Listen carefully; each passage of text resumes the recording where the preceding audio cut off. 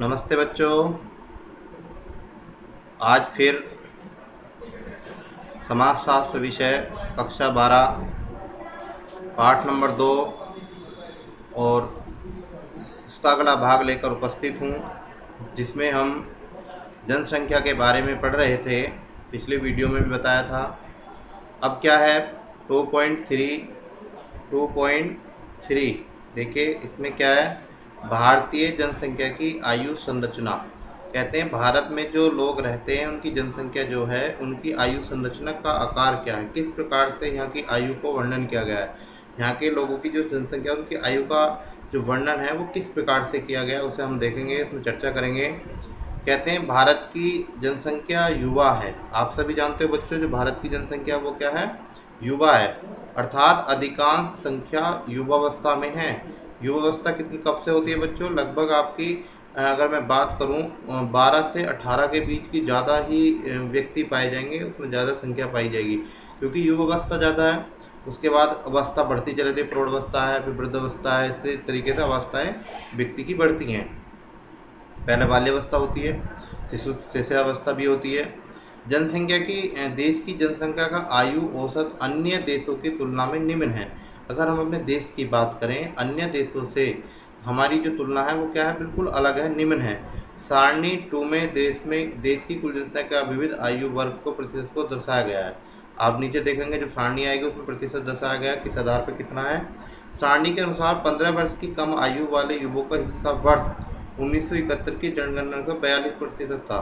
देखिए नीचे अगर मैं बात करूँ, अभी बात करे थे, ये देखिए इसमें यहाँ अंडरलाइन कर रहा हूँ बच्चों, नीचे 1971 की बात कर रहे हैं। 1971 का परसेंट कितना था, 42। कितना था, 42%। ठीक है, इस तरीके से इसमें दिया है। कहते हैं इसमें आगे जो वर्ष 2001 में घटकर 34 हो गया, 2001 में जाके देखिए कितना हो गया बच्चों, 34 हो गया। उसके बाद क्या कहते हैं, 15 से 59 वर्ष की आयु का हिस्सा 53% रहा। कहते हैं क्या रहा, 63% था। यह बढ़कर कितना हो गया, यहाँ पे 59% हो गया 2001 में, इधर रखा है। इस तरीके से कहते हैं 2001 में बढ़कर 7% हो गया। वर्ष 26 तक 0.14 वर्ष की आयु, यानी 0 से लेकर 14 वर्ष की आयु की जनसंख्या में 11% की कमी आने का अनुमान व्यक्त किया जाता है। इस आधार पे आंकड़े कह रहे हैं 26 तक लगभग 23 यानी 23% घटकर हो जाएगा। कितना हो जाएगा, 23% कम हो जाएगा। और 60 वर्ष से अधिक वय की जनसंख्या का 5% रह जाएगा। कुल वृद्धि होगी 2001 में 7% से बढ़कर ये 26 तक की 12 हो जाएगी। इस तरीके से इस संख्या का आयु का संरचना का वर्णन इसमें किया गया है। आगे चलते हैं। इसमें क्या कहते हैं, अब ये क्या है बच्चों, आपको दिखाया गया होगा कि इसमें जो एक चित्र बनाया गया है, एक पिरामिड है। ये चित्र के आधार पर दर्शा रहे हैं कि किस वर्ष और 1961 में ये क्या है बच्चों, 0 से लेकर 80 वर्ष तक की क्या है, आयु का एक पैमाना है। इसमें आयु दिखाई गई है और साथ में इधर पुरुषों की है आंकड़े, इधर क्या है, महिलाओं के आंकड़े हैं। ये दोनों वर्ष यानी कितनी से आयु लेके कितने वर्ष तक लेकर बढ़े, 14 से लेके 4 साल में, फिर बढ़ते बढ़ते 14, 19 तरीके से 80 वर्ष तक के लोगों की संख्या की स्थिति इसमें दर्शाई गई है। पूरी आंकड़े इसमें दिखे गए। इस तरीके से 1981 का भी दर्शा रखा है। ये 1900 आंकड़े में कहीं पर घट रहा है तो कहीं पर बढ़ रहा है, कहीं घट रहा है फिर कहीं पर बढ़ रहा है। देखिए यहाँ पे घट रहा है जाके यहाँ बढ़ रहा है। इस तरीके से आंकड़े इसमें दिखा गए। 2001 में भी यही हालत दिखाई गई है पुरुषों की और महिलाओं की। इस तरीके से पूरा इन चित्रों के माध्यम से ये दर्शाया जा रहा है कि आयु संरचना का जो वर्णन है वो किस प्रकार से है। आगे चित्र में, आगे पेज पर चलते हैं। 2026 की जो बात करते हैं, देखिए 2026 में लेके अगर मैं बात करूँ 40 वर्ष तक के व्यक्तियों की स्थिति क्या है, महिलाओं की स्थिति में क्या है। कहते हैं राष्ट्रीय जनसंख्या आयोग की जनसंख्या प्रेक्षण विषयक समूह की रिपोर्ट है ये इस तरीके का ये आयोग होता है। जनसंख्या का जो नीति आयोग यानी जनसंख्या का जो आयोग होता है वो इसकी रिपोर्ट तैयार करता है, वो इस आंकड़ों को प्रस्तुत करता है। ये 2026 यानी जिसमें हम 20 में बैठे हैं और आने वाले 6 साल का भी इन्होंने आगे का भविष्य के बारे में जनसंख्या का आंकड़े बता दें कि क्या स्थिति होने वाली है। देखिए मैं आलेख 4 के लिए अभ्यास, इसमें क्या कह रहे हैं, आलेख 4 में आयु समूह पिरामिड में सारणी 2 में सम्मिलित आयु संबंधी आंकड़ों का ब्यौरा दिया गया। अभी हम जितनी बातें कर रहे थे उसमें क्या ब्यौरा दिया गया, आयु संबंधी आंकड़ों का ब्यौरा दिया गया है। इन पिरामिडों में बनाई गई और पुरुषों की दाईं और महिलाओं के अन्य अलग अलग आंकड़े प्रस्तुत किए जाते हैं। अभी मैं जिन चित्रों को दिखा रहा था उनमें एक तरफ क्या है, पुरुष हैं, एक तरफ महिलाएं हैं। वो क्या कहते हैं, आंकड़ों की पिरामिडीय प्रस्तुति के लिए 5 वर्षीय समूह निर्धारित किए गए। 5 वर्षीय योजनाएं चलती हैं हमारे देश में, पहले से ही चल रही हैं। क्षेत्रीय के क्षणों को देखते हुए जनसंख्या की आयु का संरचना का पता लगाया लग सकता है। पिरामिड में न्यूनतम आयु 0 से लेकर 4 वर्ष तथा उच्च आयु कितनी दी है, उसमें कितनी थी, नीचे कितनी थी बच्चों, और ऊपर कितनी थी, ऊपर 80 थी, नीचे 0.4 थी। 1961, 1981, 2001 और पिरामिड वर्षीय 10 वर्षीय जनगणना से प्राप्त स्थिति को दर्शा रहे हैं, जबकि 26 के लिए प्रस्तुत किया गया पिरामिड अनुमानित पर आधारित है। ये केवल एक अनुमान है, अभी आने वाले समय का केवल अनुमानित बनाया गया। ये जनगणना के आधार पर बनाई गई थी। कौन कौन से, 1961 वाला, 1981 वाला, 2000 वाला, क्योंकि जनगणना हो चुकी है, पीछे की बात हो चुकी है। अब 2026 की जो बात कर रहे हैं वो केवल एक अनुमानित है, एक सोच है बस व्यक्ति की। तो इस पर यह पुराने आयु समूह की समृद्धि दरों पर आधारित है, यानी पिछले के आधार पर थोड़ा सा देखा गया कि कैसे आगे हो सकता है। इस तरीके से बात कर रहे हैं, इस प्रकार से अनुमान का परीक्षण कहा गया है।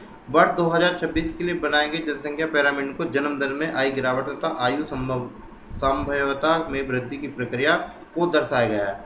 लंबी आयु संभवता के कारण पिरामिड का सबसे ऊपरी हिस्सा अधिक चौड़ा होता है, कहते हैं सबसे अधिक चौड़ा होता है, कहते हैं देखिए किस तरीके का सबसे ऊपर ऊंचा हिस्सा है। फिर कहते हैं इसमें जन्म दर में गिरावट की स्थिति प्रस्तुत की गई है, सबसे निचला हिस्सा क्या है, सकरा रखा गया है। इस तरीके से इन्होंने इसमें बात की गई है।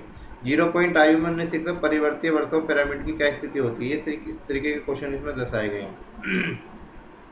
वो पीछे हमने पढ़ लिया, इसमें किस तरीके की स्थिति होती है। प्रजनन दर की भिन्नता के साथ क्षेत्रीय स्तर पर आयु संरचना में भीतर भी अंतर पाया जाता है। जब प्रजनन मतलब क्या होता है, जन्म होना बच्चों। जन्म दर की भिन्नता के साथ क्षेत्रीय स्तर पर भी आयु संरचना में भी अंतर पाया जाता है। अगर मैं बात करूँ, ऐसे बहुत सारे क्षेत्र जहाँ संपन्न क्षेत्र है बच्चों, जहाँ पर सब कुछ प्राप्त है, वहाँ की प्रजनन अगर बात करें, और जहाँ पर सुविधाएं कम हैं, अभाव है, स्वास्थ्य की प्रति भी वहाँ कहते हैं स्वास्थ्य भी अच्छा स्वास्थ्य लोगों का नहीं है, वहाँ की जनसंख्या की बात करें, वहाँ में भी अंतर है। दोनों अगर मैं बात करूँ क्षेत्रीय अंतर में, आयु संरचना में अंतर पाया ही जाता है। जैसे केरल जैसे राज्य में आयु संरचना में विकसित देशों के समान प्रवृत्ति को प्राप्त कर सकते हैं। कहते हैं केरल एक ऐसा राज्य है जहाँ पर क्या होता है, पढ़े लिखे लोगों की संख्या मानी जाती है, साक्षरता दर वहाँ पर ज़्यादा मानी जाती है। इस कारण वहाँ की जो आदतें हैं, वहाँ की जो प्रवृत्तियाँ हैं, वो सब क्या अलग हैं। वहीं उत्तर प्रदेश में विभिन्न आयु संरचना वाले लोग रहते हैं। यहाँ की बात करें, जिस प्रदेश में हम रहते हैं, यहाँ पर अनेक प्रकार के लोग रहते हैं। उनकी आयु संरचना का जो आंकड़ा है वो अलग अलग रूप में प्रस्तुत किया जाता है। कहते हैं अनुपात में अत्यधिक असमानताएं हैं। यह छोटी आयु समूह की जनसंख्या अपेक्षाकृत अधिक है। कहते हैं छोटे आयु समूह की जनसंख्या अपेक्षाकृत अधिक है। यहाँ जो छोटे व्यक्ति हैं, छोटे बच्चे हैं, वो ज़्यादा उत्तर प्रदेश में पाए जाते हैं। वस्तुतः भारत की स्थिति आयु संरचना के संदर्भ में बीच की है। यही उत्तर प्रदेश जैसे राज्य भी हैं और केरल जैसे राज्य भी। देखिए अगर मैं बात करूँ, भारत में स्थिति आयु संरचना के संदर्भ की बीच है। उत्तर प्रदेश जैसे राज्य भी है यहाँ, और एक केरल राज्य भी, जहाँ पर क्या है, बच्चे की स्थिति वहाँ कम पाई जाती है, वहाँ पढ़े लिखे की स्थिति ज़्यादा पाई जाती है, वहाँ साक्षरता दर ज़्यादा मानी जाती है। उत्तर प्रदेश की बात करें तो यहाँ पे जनसंख्या ज़्यादा मानी जा सकती है छोटे बच्चों की। फिर कहते हैं आलेख 5 को उत्तर प्रदेश और केरल के पिरामिडों का अध्ययन कीजिए तथा उनकी स्थिति में अंतर कीजिए, आंकलन कीजिए, स्थिति का आंकलन कीजिए। इन राज्यों में पिरामिडों में प्रदर्शित सर्वाधिक चौड़ाई हिस्से को, स्थिति को समझने का प्रयास कीजिए। कहते हैं बच्चों क्या है इसमें, उत्तर प्रदेश और केरल की बात इसमें की गई है। ये क्या, उत्तर प्रदेश। देखिए अब बात करो, मैं दोनों इसमें दिखा रहा हूँ बच्चों। उत्तर प्रदेश का जो ऊपर वाला हिस्सा है देखिए कितना छोटा है यहाँ पे, और यहाँ केरल का कितना बड़ा है। इस तरीके से अगर मैं आंकड़ों की बात करूँ, देखिए क्या स्थिति यहाँ पे है। ये केरल के पिरामिड के और उत्तर प्रदेश के पिरामिड की स्थिति देखिए पूरी तरीके से किस तरीके की है। इसमें क्या कह रहे हैं 2000 राष्ट्रीय जनसंख्या आयोग 2006 के अनुसार ये बनाई गई रिपोर्ट, भारत में आयु संरचना में छोटी आयु की संरचना की ओर झुकाव लाभकारी है। विगत दशकों में पूर्वी एशियाई देशों तथा वर्तमान आयरलैंड की तरह भारत में भी जनसंख्या के लाभांश का लाभ मिल रहा है। इसी लाभांश के कारण कार्यशील जनसंख्या की प्रतिशत हिस्सा अधिक होना है। इसी क्रम में संख्या की आश्रित जनसंख्या वृद्धजन और बच्चों का भरण पोषण करना पड़ता है। यह लाभ अधिक समय तक मिलता रहे, इसलिए नीतियों के निर्माण में वैचारिक प्रतिबद्धता का होना जरूरी है। इस तरीके से इन्होंने क्या करा है कि जो ये सारी चीज़ें हैं इनको लाभ मिलता रहे और लाभांश के माध्यम से लोग अपने आगे जीवन को बढ़ाते रहें। क्या कहते हैं बॉक्स पॉइंट टू में, क्या बदलती हुई आयु संरचना भारत की जनसंख्या को लाभांश प्रदान कर रही है? कहते हैं बच्चों, भारत में वर्तमान समय की बात करें, विश्व का सर्वाधिक युवा संख्या वाला देश है। अभी मैं पीछे बता चुका हूँ, भारत क्या है, युवा यानी युवाओं का देश है, युवा जनसंख्या वाला देश है। इसी तथ्य के कारण भारत जनसंख्या सांख्यिकी लाभ अधिक लाभांश की स्थिति में है। यह दौर आगे कुछ वर्षों तक यथावत रहेगा। यह प्रवृत्ति वर्ष 2045 तक बनी रहेगी। बहुत आगे तक के समय की स्थिति बता दी। इस तरीके से मैंने बात करी है। 2000 में भारत की बात करें, एक तिहाई हिस्सा 15 वर्ष की आयु का नीचे था। 2020 में जनसंख्या का औसत क्रम 29 वर्ष, आयु 29 वर्ष हो गई है। पहले 15 वर्ष की स्थिति मानी जाती थी। 2020 तक औसत आयु कितनी मानी गई है? 29 वर्ष। इस समय चीन और संयुक्त राज्य की औसत आयु 37 है। पश्चिमी यूरोपीय देशों में 45 वर्ष तथा जापान में 48 वर्ष है। एक औसत आयु माने जनसंख्या के आधार पर 29 वर्ष। भारत की और अमेरिका की और चीन की क्या है? 37 वर्ष है। और यूरोपीय देशों में जैसे जापान है, यूरोपीय देश में 45 है और जापान में 48 मानी गई है। कहते हैं भारत के पास मानव संसाधन एक समृद्ध स्वरूप होगा जो अपने वर्षों में देश की समृद्धि को प्रोत्साहित करेगा। कहते हैं देश की जनसंख्या को वृद्धि में या उसकी रोकथाम में पूरी तरीके से अपना काम करेगा। इस तरीके से ये पूरी बात कही। जनसंख्या कारण आयु संख्या को प्रभावित होती है। यह पराश्रितता अनुपात को भी कम कर रही है। पराश्रितता आयु वर्ग कार्यशील वर्ग के बीच एक अनुपात कम होने की समृद्धि को दर में वृद्धि की संभावना उत्पन्न होती है। इस संभावना को वास्तविक रूप में तभी परिवर्तित किया जा सकता है जब कार्यशील जनसंख्या में शिक्षा तथा रोजगार की प्रवृत्ति में गुणात्मक सुधार हो। कहते हैं पारिश्रता अनुपात का स्थिति को तब सुधारा जा सकता है जब शिक्षा हो, रोजगार हो, सब उत्पादन शक्ति बढ़े, बेरोजगारी घटे। इस तरीके से सारी समस्या अगर ठीक होगी, कार्यशीलता लोगों की अच्छी होगी, सबको अपना कार्य मिलना शुरू हो जाएंगे, तो वो लोग क्या हो जाएंगे, सब लोगों को लाभ होना शुरू हो जाएगा। कहते हैं ऐसी स्थिति में जिससे कार्यशील होना चाहिए वह पराश्रिता होंगे, यानी दूसरे पर आश्रित नहीं होंगे। इसका अर्थ यह है कि एक बार आयु संरचना में परिवर्तन लाभ ही दे, ऐसा नहीं है। इस परिवर्तन में योजनाबद्ध विकास नीतिगत प्रोत्साहन के माध्यम से बेहतर उपयोग में लाना जरूरी है। इस प्रकार से इसे बात करते हैं। कहते हैं पराश्रिता का एक परिभाषा एक समस्या है। यह वास्तविक रूप से कार्यशील एवं गैर कार्यशील आयु वर्ग की जनसंख्या का अनुपात है, न कि रोजगार के अवसर को प्राप्त लाभ पर है। कहते हैं ये कार्यशील वर्ग की संरचना पर अनुपात है, केवल ये रोजगार के आधार पर नहीं है, रोजगार के बेस पर यो नहीं है। इस तरीके से सारी बात इसमें की गई है। अगले पेज पर चलते हैं बच्चों, ये पूरा डायग्राम देख लेना किस तरीके से आंकड़े तैयार इसमें किए गए हैं। इसमें से भी एक आध क्वेश्चन कभी कभी आ जाता है। अब है बड़ा सुंदर बात आई है। अभी क्या पढ़ा था हमने, यानी अनुपात की स्थिति को जानने का प्रयास किया। अब क्या है, भारत में गिरता हुआ स्त्री पुरुष का अनुपात, यानी पुरुष और स्त्रियों के अंतर जो गिरावट आ रही है उसको जानने का हम प्रयास करेंगे। वो क्या है, स्त्री पुरुष अनुपात जनसंख्या में लिंग संतुलन के महत्वपूर्ण संकेत है। बच्चों अगर हम बात करें स्त्री और पुरुष में जब पता चलता है, इसे क्या कहते हैं, लिंग। इससे लिंग अनुपात भी कहते हैं। लिंग अनुपात जब कभी कभी क्वेश्चन आ जाता है, लिंग अनुपात किसे कहते हैं, लिंग अनुपात उसे कहते हैं स्त्री और पुरुष के अंतर को।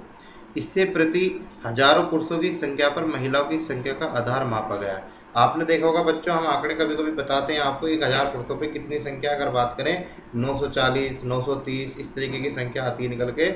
फिर कहते हैं इसमें ऐतिहासिक सांस्कृतिक रूप से समाज में स्त्री पुरुष अनुपात हमेशा स्त्रियों के पक्ष में रहा है, अर्थात 1000 पुरुषों के पीछे महिलाओं की संख्या 1000 से ऊपर ही रही थी। किंतु भारत में विगत शताब्दी के दौरान पहले क्या होता था, 1000 लोग पुरुष हुआ करते थे तो 1000 ही महिलाएं हुआ करती थी, किंतु विगत शताब्दी के दौरान स्त्री पुरुषों के अनुपात में लगातार गिरावट हुआ, घटता चला गया बच्चों।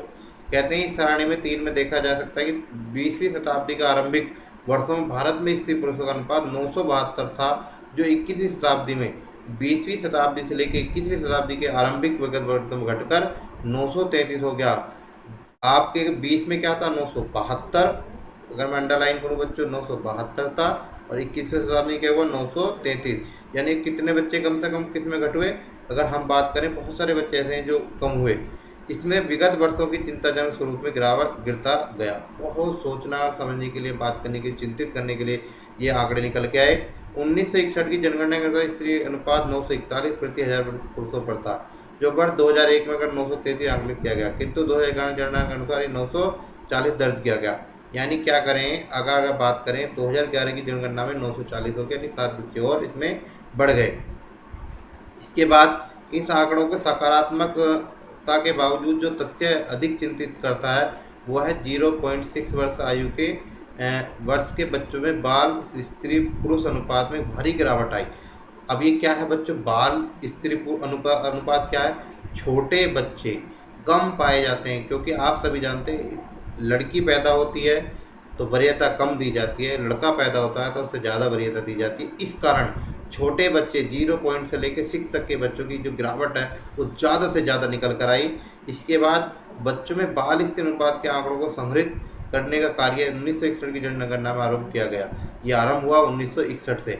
सारणी 3 में दर्शाया गया है कि 0.6 वर्ष की आयु के बाल स्त्री पुरुष अनुपात में हमेशा सक्रिय स्त्री पुरुष अनुपात में काफ़ी ऊंचा रहा। जब तीव्र गिरावट हुई तो वर्ष 1961 में जनगणना में बाल स्त्री अनुपात लगातार गिरता गया, जबकि समग्र स्त्री पुरुष अनुपात में उतार चढ़ाव जारी रहा। कहते हैं स्त्री पुरुष जो मैन थे, बड़े थे, उनमें तो लगभग ये ऊपर नीचे होता रहा, पर अगर बात करें 0.6 की वर्ष की आयु के बच्चों की अगर बात निकालें तो उसमें काफ़ी गिरावट देखने को मिली। इस कारण 2011 में इस आयोग ने इस आंकड़ों को इकट्ठा करने के लिए ये जनगणना का कार्य काम शुरू कर दिया।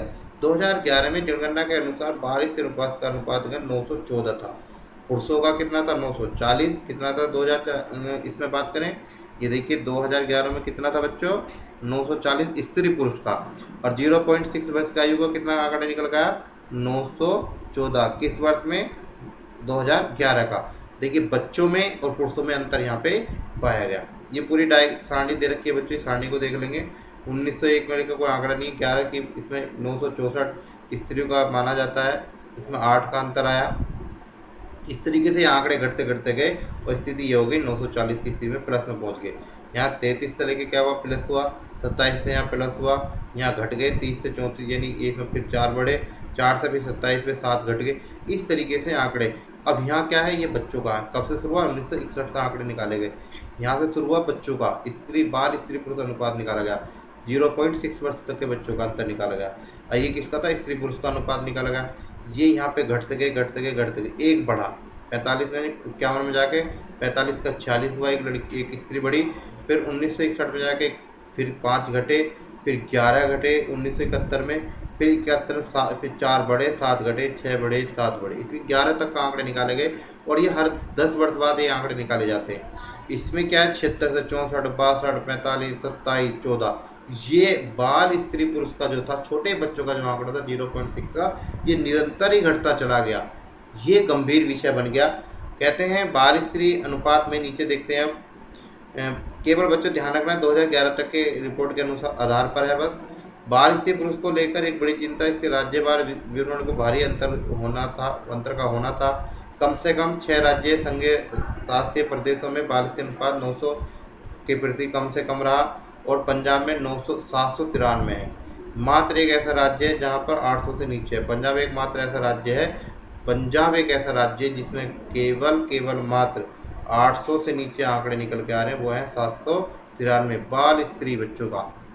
ठीक है, अब देखते हैं इसमें, अब आलेख 6 में देखा जा रहा है, इसमें दिखाया जा रहा है कि राज्यवार बाल स्त्री पुरुषों के अनुपात को प्रदर्शित करने के लिए भारत में मानचित्र पर इसे दर्शाया गया है। पंजाब, हरियाणा, चंडीगढ़, गुजरात, ये सब इस तरीके से दर्शा रखे हैं पूरे। तमिलनाडु बाल स्त्री अनुपात में 927 से ऊपर है। अगर हम बात करें केवल एक कश्मीर, जम्मू कश्मीर, तमिलनाडु, कर्नाटक, उड़ीसा में बाल स्त्री पुरुष अनुपात राष्ट्रीय औसत में 927 है।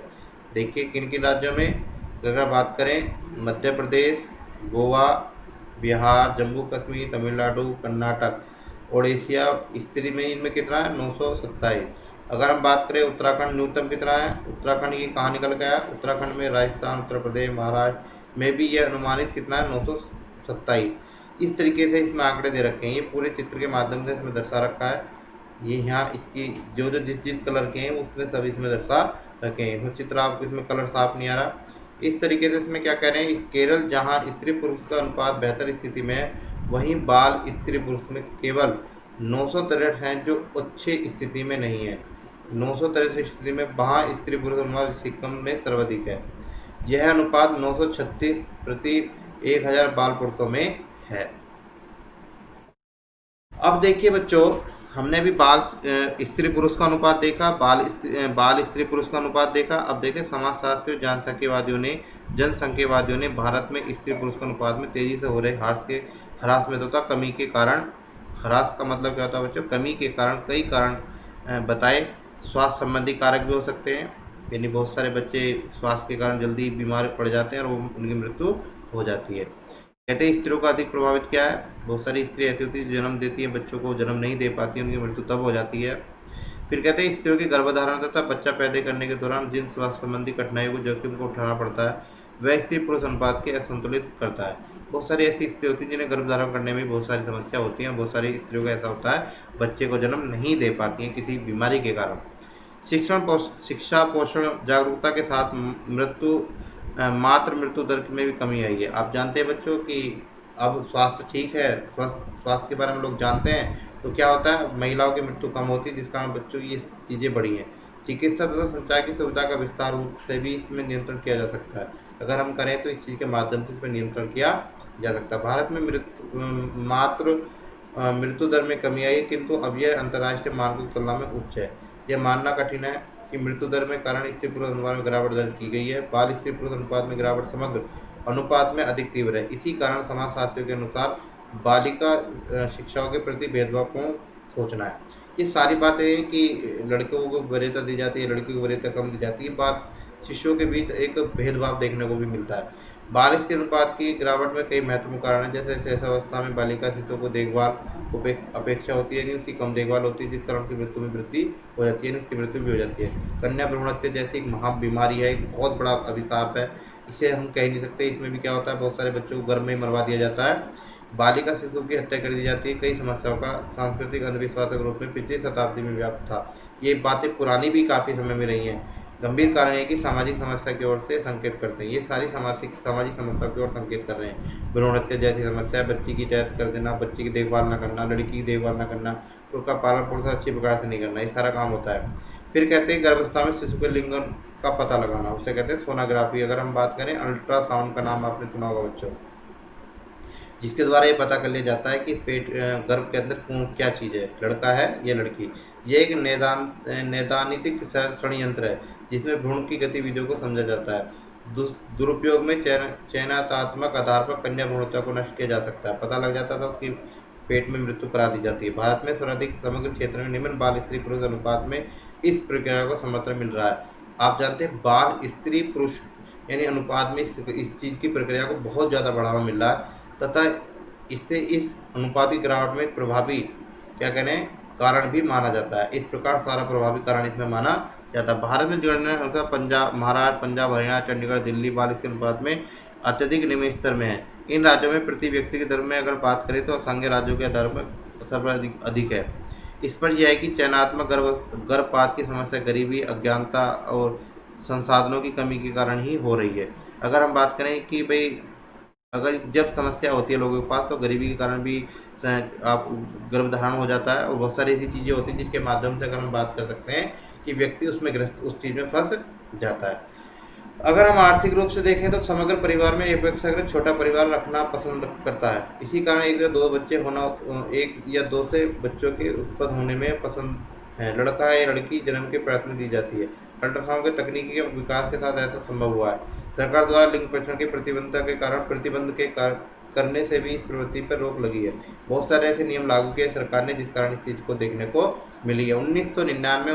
1999 में बनाया गया अधिवेशन, कहते हैं एक अधिवेशन बनाया जिसमें वर्ष 2003 में संशोधित करके कठोर बनाया गया। इस चीज़ के लिए कोई भी व्यक्ति अल्ट्रासाउंड के माध्यम से, सोनोग्राफी के माध्यम से अपने बच्चों का ये प्रश्न ना करा सके कि लड़का है या लड़की है। वो गर्भ अपना लिंग परीक्षण कभी भी वो नहीं करा सकता। जो अगर कोई कराता है उसे सजा भी मिलती है कानूनी रूप से। बालिका शिशु के विरुद्ध पूर्व विवाह जैसी समस्याओं का दीर्घकालीन समाधान सामाजिक चेतना पर अत्यधिक निर्भर है। कहते हैं भारत में सरकार द्वारा बेटी बचाओ बेटी पढ़ाओ जैसे कार्यक्रम चला रहे हैं। बेटी बढ़ाओ बेटी बचाओ बेटी पढ़ाओ जैसे कार्यक्रम के माध्यम से आज देश के अंदर बेटियां अपना स्थान प्राप्त कर रही हैं। और अब मेरा कहना यह है बच्चों कि बेटी किसी से कम नहीं है। बेटी घर की शान है, बेटी के सबके घर की मान है, जिस घर में बेटी है वो घर का सम्मान है। इसके साथ नमस्कार।